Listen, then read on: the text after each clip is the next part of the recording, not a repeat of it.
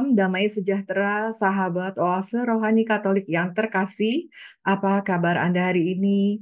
Semoga para sahabat selalu dalam keadaan sehat, dalam keadaan baik, dalam keadaan sukacita, dalam lindungan kasih Tuhan. Senang sekali kita dapat berjumpa kembali hari ini dalam Oase Rohani Katolik. Pada hari ini, hari dalam Pekan Biasa ke-21. Bersama saya, Giovanna Sagita, dan Romo yang menjadi narasumber kita hari ini, Romo Jimmy Hendrik OFM. Kita sapa Romo terlebih dahulu. Romo Jimmy, apa kabar Romo?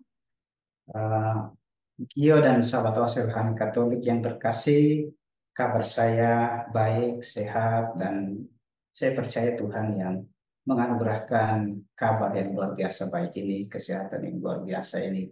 Semoga Gio dan sahabat Rohani Katolik dimanapun berada juga sehat walafiat. Amin. Terima kasih Romo. Baiklah sahabat Oase Rohani Katolik, sebelum kita memulai permenungan iman kita, sebelum kita mendengarkan sabda Tuhan hari ini, marilah kita siapkan hati, kita satukan hati untuk mengawalinya dengan doa pembuka yang akan dipimpin oleh Romo. Saudara dan saudari, mari kita berdoa. Dalam nama Bapa dan Putra dan Roh Kudus. Amin. Hmm. Bapa yang baik, Engkau Allah satu-satunya pemelihara kehidupan kami. Kami bersyukur untuk pemeliharaan kasih-Mu yang Engkau selenggarakan atas diri kami. Engkau menjamin hidup kami dengan berkat berlimpah. Keperkenankan kami untuk mengalami banyak hal dalam seluruh kehidupan kami. Pada kesempatan ini Tuhan, kami hendak berjumpa dengan Engkau yang berfirman kepada kami. Maka kami mohon Bapa, urapilah kami dengan Roh-Mu yang kudus, agar kami mampu mendengarkan Engkau, mampu meresapkan firman-Mu, dan mampu menghayati dan melaksanakan firman-Mu di dalam kehidupan kami. Kami percaya Engkau sendiri akan pelihara kami dengan kasih-Mu. Maka kami sembahkan seluruh diri kami ke dalam tangan kasih-Mu dan mohonkan berkat-Mu. Karena Engkaulah Tuhan kami yang hidup dan berkuasa kini dan sepanjang segala masa. Amin. Dalam nama Bapa dan Putra dan Roh Kudus. Amin. Amin. Sahabat Oase Rohani Katolik, bacaan liturgi kita hari ini akan diambil dari surat Rasul Paulus kepada jemaat di Tesalonika dan bacaan Injil dari Injil Matius. Marilah kita mulai Oase Rohani Katolik kita hari ini. Antifon pembuka. Kami selalu mengenangkan kalian dalam doa-doa kami, sebab kami selalu teringat akan amal imanmu, akan usaha kasihmu, dan ketekunan harapanmu di hadapan Allah dan Bapa kita. Bacaan pertama. Bacaan dari surat kedua Rasul Paulus kepada jemaat di Tesalonika. Dari Paulus, Silvanus, dan Timotius, kepada jemaat orang Tesalonika yang ada dalam Allah Bapa kita dan dalam Tuhan Yesus Kristus. Kasih karunia dan damai sejahtera dari Allah Bapa kita dan dari Tuhan Yesus Kristus menyertai kalian. Saudara-saudara, kami wajib selalu mengucap syukur kepada Allah karena kalian. Dan memang patutlah demikian, karena imanmu semakin bertambah dan kasihmu satu sama lain semakin kuat. Kami sendiri membanggakan kalian di hadapan jemaat-jemaat Allah, karena ketabahan dan imanmu dalam segala penganiayaan dan penindasan yang kalian derita. Semuanya itu merupakan bukti bahwa penghakiman Allah itu adil, sebab kalian dinyatakan layak menjadi warga kerajaan Allah. Demi kerajaan itulah kalian sekarang menderita. Semoga Allah kita menganggap kalian layak bagi panggilannya, dan dengan kekuatannya menyempurnakan kehendakmu untuk berbuat baik dan menyempurnakan segala pekerjaan imanmu. Dengan demikian, nama Yesus Tuhan kita dimuliakan dalam kalian dan kalian dalam Dia, sesuai dengan kasih karunia Allah kita dan Tuhan Yesus Kristus. Demikianlah sabda Tuhan. Syukur kepada Allah. Marilah kita tanggapi bacaan pertama dengan Mazmur tanggapan. Wartakanlah karya Tuhan yang ajaib di antara segala bangsa. Wartakanlah karya Tuhan yang ajaib di antara segala bangsa. Nyanyikanlah lagu baru bagi Tuhan. Menyanyilah bagi Tuhan, hai seluruh bumi. Menyanyilah bagi Tuhan, pujilah namanya. Wartakanlah karya Tuhan yang ajaib di antara segala bangsa. Kabarkanlah dari hari ke hari keselamatan yang datang daripadanya. Ceritakanlah kemuliaannya di antara bangsa-bangsa. Kisahkanlah karya-karyanya yang ajaib di antara segala suku. Wartakanlah karya Tuhan yang ajaib di antara segala bangsa. Sebab maha besarlah Tuhan dan sangat terpuji. Ia lebih dahsyat daripada segala dewata. Sebab segala Allah para bangsa adalah hampa, tetapi Tuhan, dialah yang menjadikan langit. Wartakanlah karya Tuhan yang ajaib di antara segala bangsa. Sahabat Oase Rohani Katolik, sekarang marilah kita siapkan hati dan budi kita untuk mendengarkan bacaan Injil yang akan dibawakan oleh Romo. Tuhan bersamamu. Dan bersama rohmu, Inilah Injil suci menurut Matius. dimuliakanlah Tuhan. Pada suatu hari, Yesus berkata kepada ahli-ahli Taurat dan orang-orang Farisi, "Celakalah kalian, hai ahli-ahli Taurat dan orang-orang Farisi, hai kalian orang-orang munafik, karena kalian menutup pintu kerajaan surga di depan orang. Sebab kalian sendiri tidak masuk dan kalian merintangi mereka yang berusaha masuk. Celakalah kalian, hai ahli-ahli Taurat dan orang-orang Farisi, hai kalian orang-orang munafik, sebab kalian menelan rumah janda-janda sementara mengelabui indera orang dengan doa yang panjang-panjang. Sebab itu kalian pasti akan menerima hukuman yang lebih berat.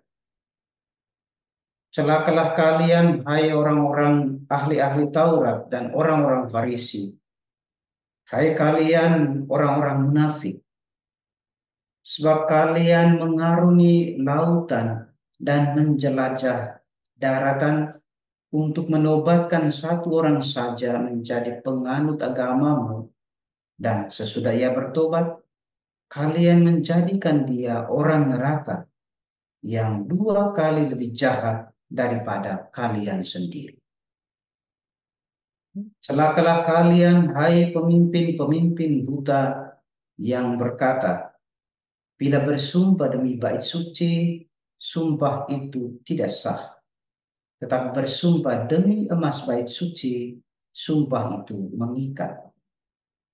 Hai kalian orang-orang bodoh dan orang-orang buta, manakah yang lebih penting, emas atau bait suci yang menguduskan emas itu? Dan kalian berkata, bila bersumpah demi mesbah, sumpah itu tidak sah. Tetapi bersumpah demi persembahan yang ada di atasnya, sumpah itu mengikat. Hai kalian orang-orang buta, manakah yang lebih penting? Persembahan atau mesbah yang menguduskan persembahan itu? Karena itu barang siapa bersumpah demi mesbah, ia bersumpah demi mesbah dan juga demi segala sesuatu yang terletak di atasnya.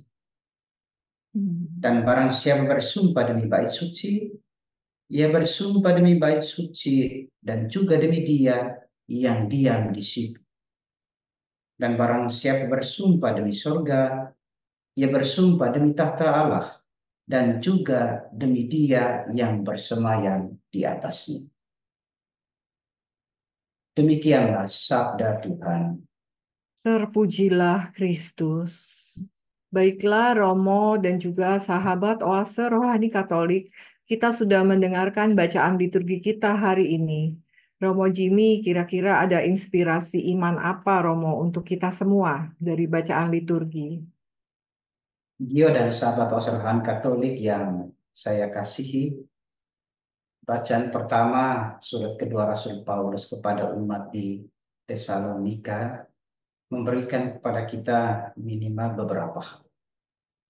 Hal yang pertama yang cukup menguat adalah Paulus mewakili kedua temannya yang dia sebut, Silvanus dan juga Timotius, itu menyatakan kebanggaan atau rasa syukur mereka kepada orang-orang di Tesalonika itu. Mengapa? Karena mereka sebagai jemaat yang baru saja atau umat yang baru saja percaya kepada Kristus berhadapan atau menghadapi penindasan, menghadapi tantangan, menghadapi penganiayaan karena iman mereka kepada Kristus berkat pewartaan Paulus. Meskipun mereka berhadapan dengan tantangan, penganiayaan, atau penindasan karena iman mereka, toh yang menguat adalah mereka tidak kehilangan iman, mereka tidak kemudian mundur, mereka tidak kemudian meninggalkan iman yang mereka peroleh karena pewartaan Paulus. Itu hal yang pertama kalau kita lihat dari bacaan pertama hari ini. Jadi Paulus bersyukur, menyatakan kebanggaannya karena teladan yang luar biasa, karena transformasi diri, transformasi iman yang luar biasa dalam diri orang-orang Tesalonika itu. Meskipun tantangan karena iman, kepercayaan pada Yesus, toh mereka tetap teguh. Dan menarik bahwa Paulus kemudian mengatakan, apa yang kamu lakukan itu adalah menyempurnakan iman. Keteguhan imanmu itu kemudian semakin membuka kesadaran bahwa ada Allah yang tinggal di dalam diri.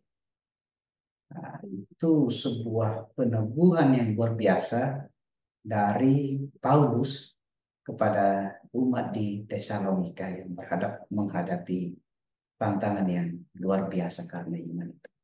Itu hal yang mungkin kita lihat, kita peroleh insight yang bisa kita dapatkan dari bacaan pertama hari ini, Gio dan sahabat Wasirwani Katolik yang saya kasih.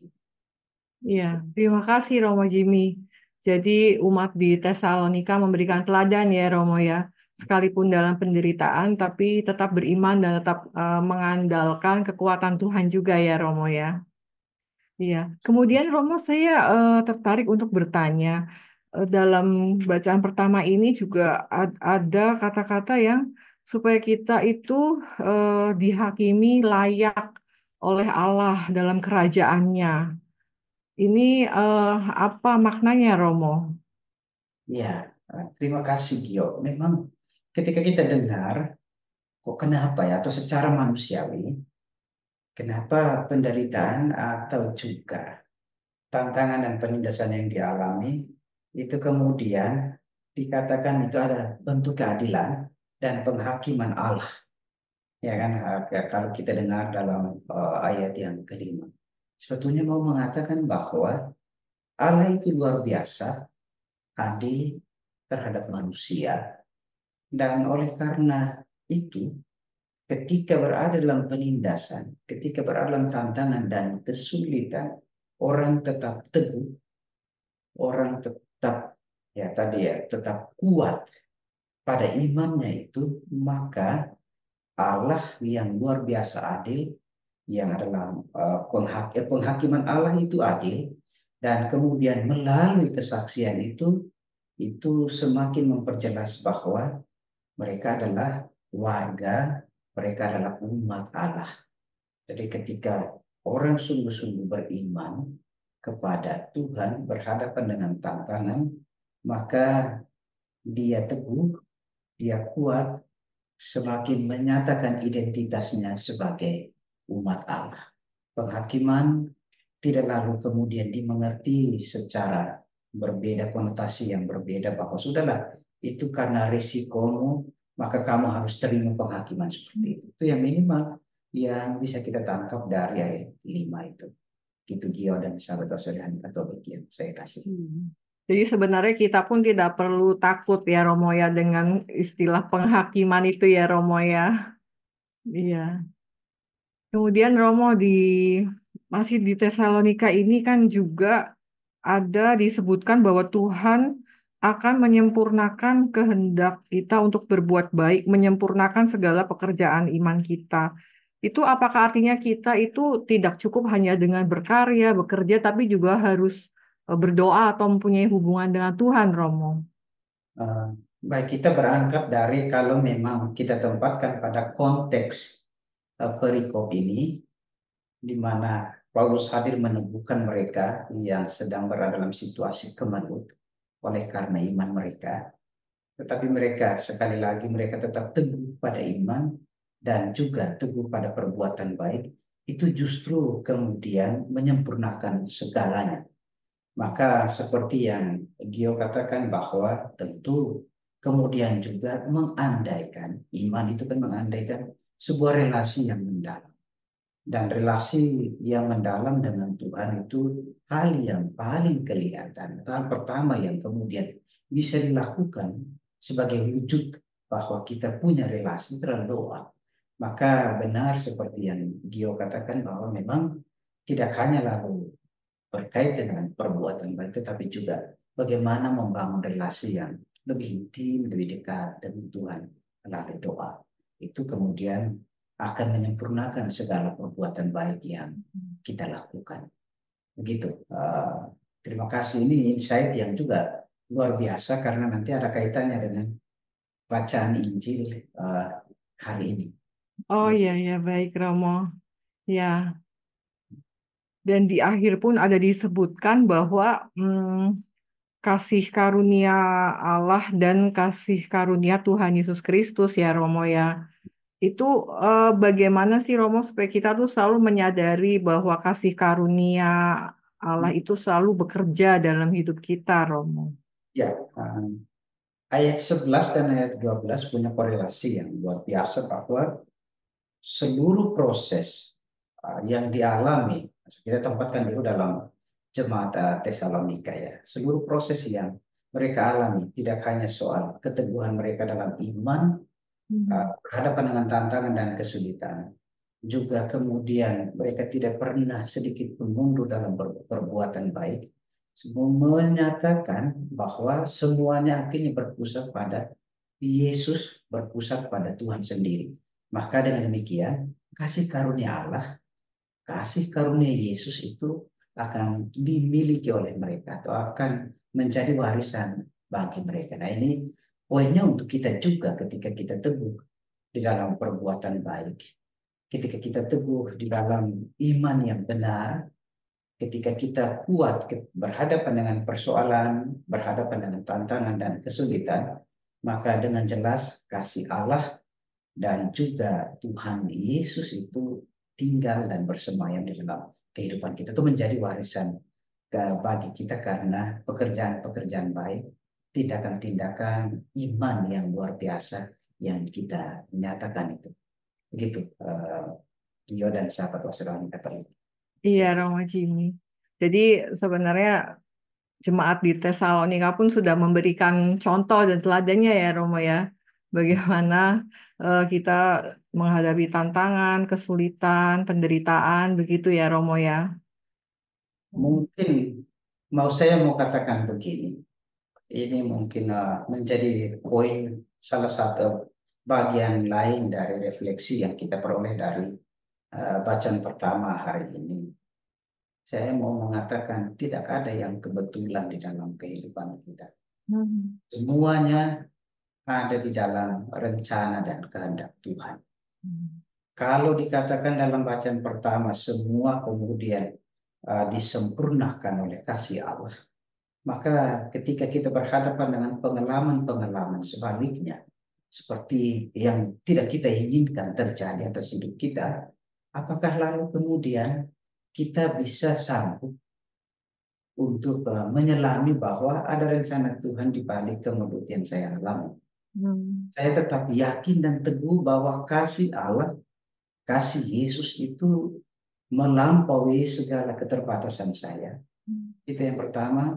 Apakah saya juga kemudian menyelami bahwa di balik peristiwa kemelut hidup itu Tuhan sedang merencanakan sesuatu untuk saya.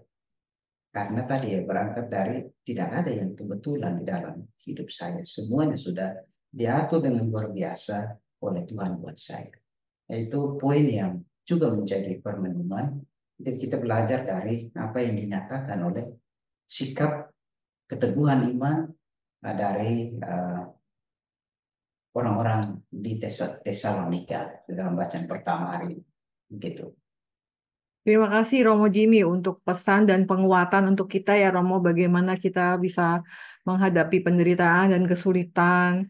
Jadi kita diingatkan bahwa seperti Romo bilang tidak ada yang kebetulan di hidup kita, termasuk juga mungkin hal-hal yang ya katakanlah hal-hal penderitaan begitu Romo ya, bukan selalu sukacita begitu ya Romo ya. Tapi kita sebaiknya selalu percaya bahwa pasti Tuhan sedang merencanakan sesuatu ya Romo ya.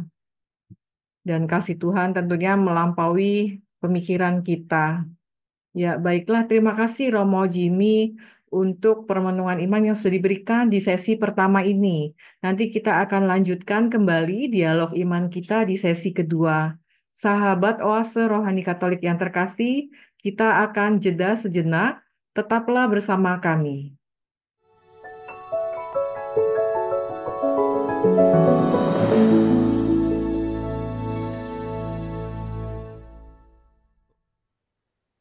Sahabat Oase Rohani Katolik yang terkasih, marilah kita lanjutkan permenungan iman kita pada sesi kedua, masih bersama Romo Jimmy Hendrik OFM dan saya Giovanna Sagita. Sebelum kita lanjutkan, kembali kami sampaikan informasi kepada para sahabat yang mungkin ingin memberikan masukan, saran, ataupun sharing iman, dapat dikirimkan ke alamat email kami orkkaj2021@gmail.com ataupun ke nomor WhatsApp kami di 0881 0251 33438. Baiklah, Romo Jimmy melanjutkan permenungan iman kita, Romo. Setelah tadi di sesi pertama kita sudah mendengarkan pembahasan dari Romo mengenai bacaan pertama. Kira-kira di sesi kedua ini hal-hal apa lagi Romo yang hendak disampaikan? Terima kasih Gio dan sahabat Rohani Katolik yang terkasih. Injil Matius hari ini menampilkan atau memberikan kepada kita bagaimana Yesus bersuara cukup keras, atau juga bisa kita katakan Yesus bersuara sangat keras berhadapan dengan pemimpin-pemimpin umat Yahudi, ahli-ahli Taurat dan orang-orang Farisi. Dan ada yang menarik bahwa suara yang sangat keras itu dia katakan kamu celaka. Celakalah kamu, hai ahli-ahli Taurat dan orang-orang Farisi. Dan kemudian Yesus mengecam mereka sebagai orang-orang munafik. Dan kalau bicara mengenai orang munafik, kita tahu orang yang hidupnya dipenuhi dengan kepura-puraan. Orang yang hidupnya dipenuhi dengan topeng-topeng hanya untuk memuaskan orang lain dari luar saja, tetapi dari kedalaman hati mereka itu justru dipenuhi dengan kebusukan atau intrik-intrik busuk. Nah, hari ini Yesus hadir melalui firman-Nya mengecam dengan 7 kecaman itu ya kalau kita melihat semuanya. Tapi menarik bahwa Yesus keras terhadap ahli-ahli Taurat, orang-orang Farisi, karena mereka sebagai pemimpin harusnya menyatakan atau harusnya kemudian menjadi contoh bagi yang lain. Justru bertentangan dengan tugas atau panggilan mereka. Kalau nanti kemudian kita refleksi lebih ke dalam, ini menjadi autokritik buat kita sebagai orang Katolik yang percaya sungguh pada Yesus. Dan apa yang kita lakukan selama ini, apakah kemudian juga benar, baik, pantas di hadapan Tuhan dan di hadapan sesama, atau justru kemudian tindakan perbuatan kita lalu kemudian menghadirkan kebinasaan. Kalau itu yang terjadi, maka kita juga masuk dalam golongan orang-orang yang dikecam hari ini oleh Yesus. Kita termasuk bilangan orang yang dikatakan oleh Yesus, kamu orang munafik, maka celakalah kamu. Itu kira-kira poin besar, secara garis besar, apa yang bisa kita tangkap dalam bacaan Injil hari ini. Itu Gio dan sahabat Wasel Katolik yang saya kasih.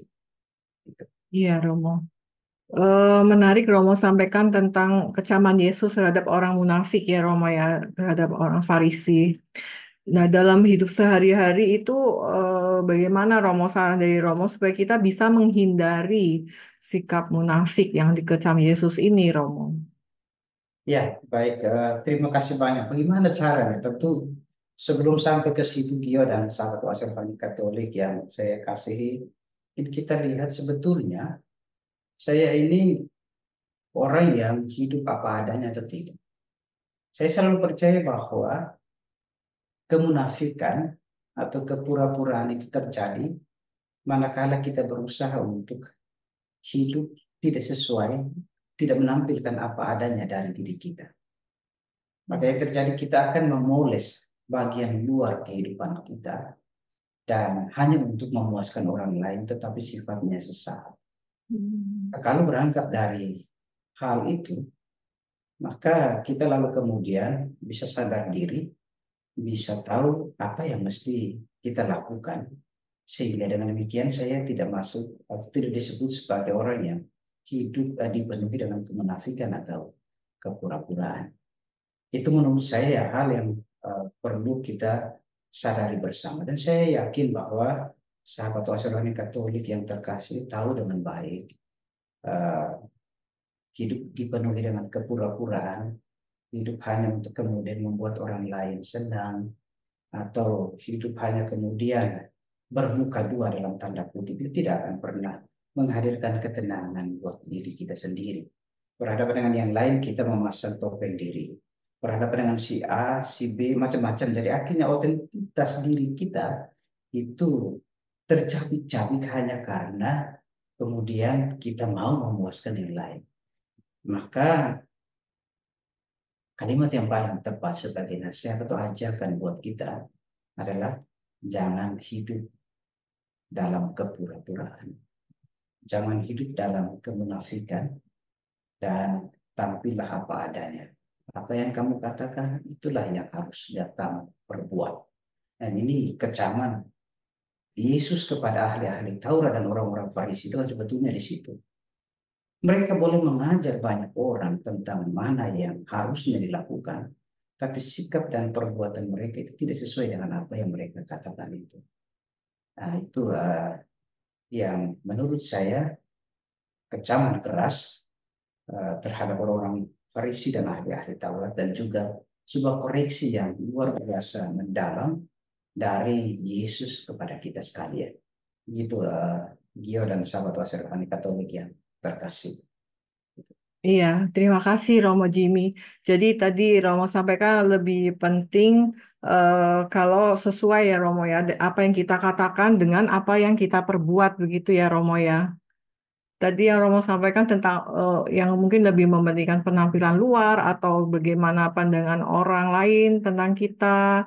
Itu tentunya sangat relevan juga ya Romo di kehidupan sekarang yang banyak di media sosial itu mungkin menampilkan ya hanya yang ingin ditampilkan saja gitu ya Romo.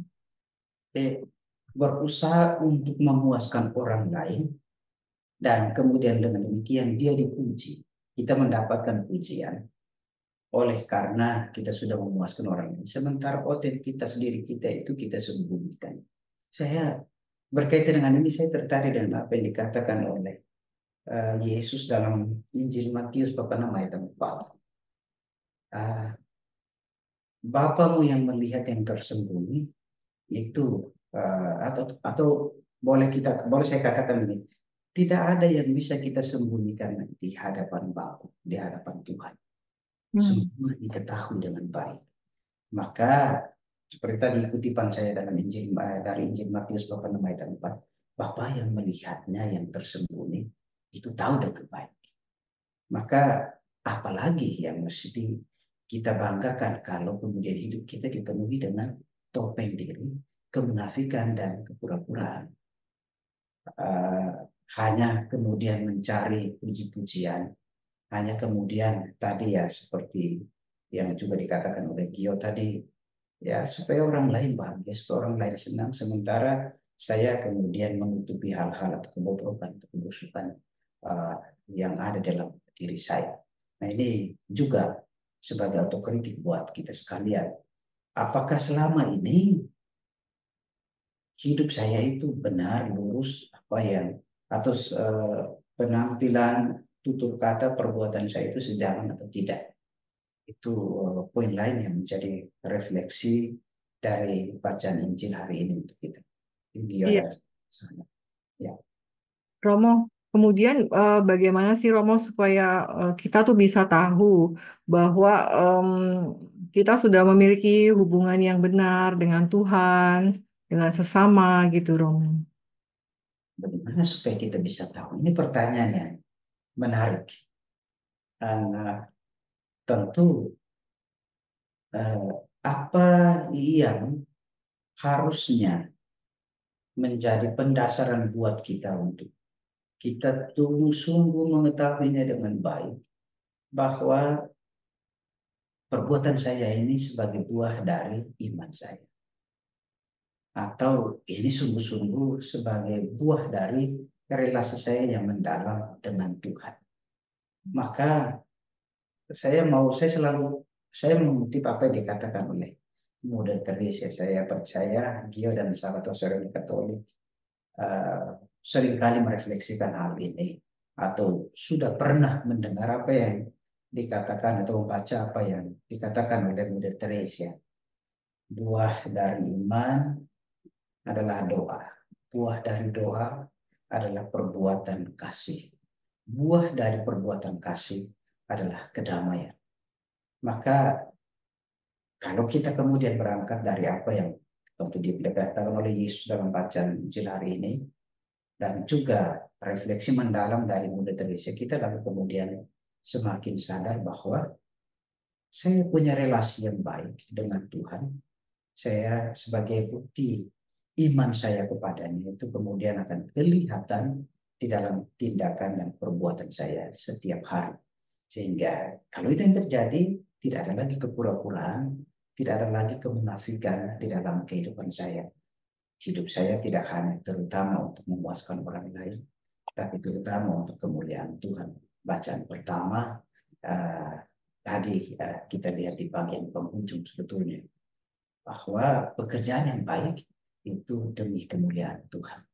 Hidup yang baik tidak terutama untuk mendapatkan pujian dari orang lain, dari manusia, dari sesama, tetapi terutama demi kemuliaan Tuhan. Itu Kio dan sahabat-sahabat Katolik ya, terkasih yang bisa kemudian saya katakan berkaitan dengan buah dari apa yang dikatakan oleh Gio tadi, buah dari perbuatan iman saya, relasi saya yang mendalam dengan Tuhan itu. Gitu. Iya, terima kasih Romo Jimmy.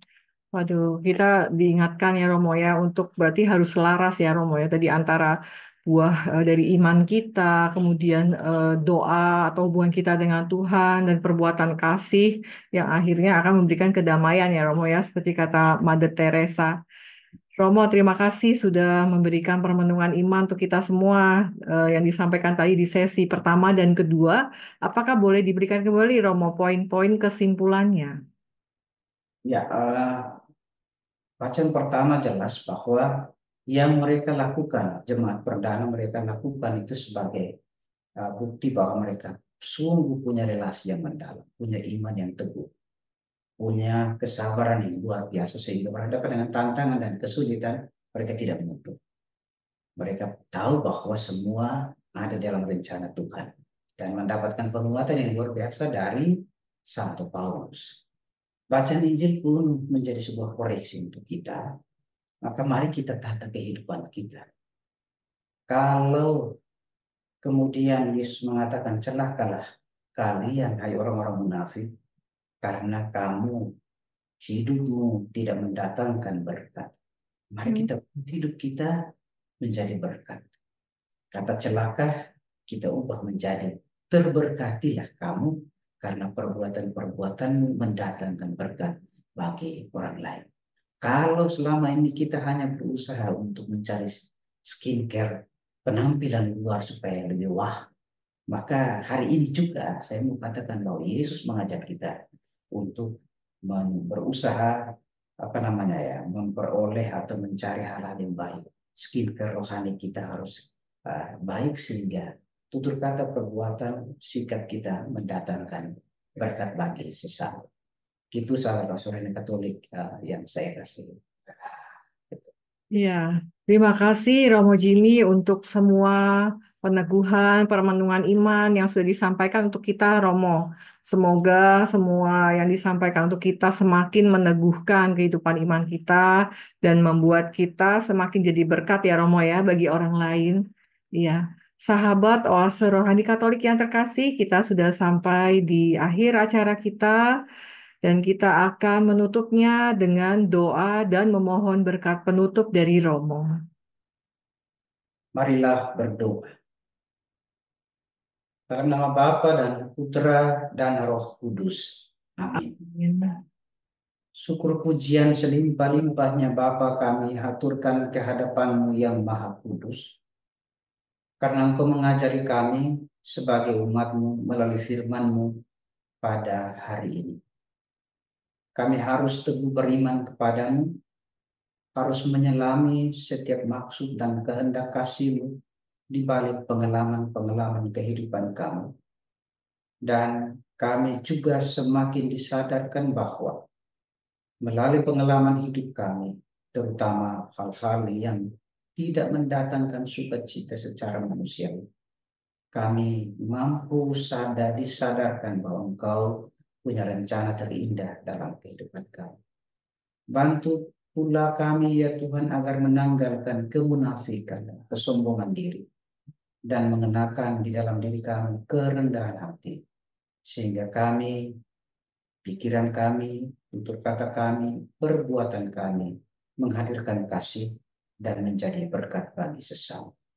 Tanpa-Mu Tuhan, rencana dan niat baik kami menjadi berkat bagi sesama tidak akan pernah terjadi. Maka kami mohon semoga Engkau hadir selalu bersama kami dan memberkati kami sehingga kami sungguh-sungguh menjadi perpanjangan kasih dan berkat bagi sesama kami kini dan sepanjang segala masa. Amin. Amin. Tuhan bersamamu. Dan bersama rohmu. Saudara dan saudari, seluruh hidup kita, kesaksian-kesaksian kita senantiasa diberkati oleh Allah yang Maha Kuasa, Bapa dan Putra dan Roh Kudus. Amin. Terima kasih Romo. Sahabat Oase Rohani Katolik yang terkasih, terima kasih untuk kebersamaan kita hari ini. Kita akan jumpa kembali di kesempatan baik lainnya. Kami pamit undur diri, kami ucapkan selamat melanjutkan aktivitas para sahabat. Tuhan Yesus memberkati.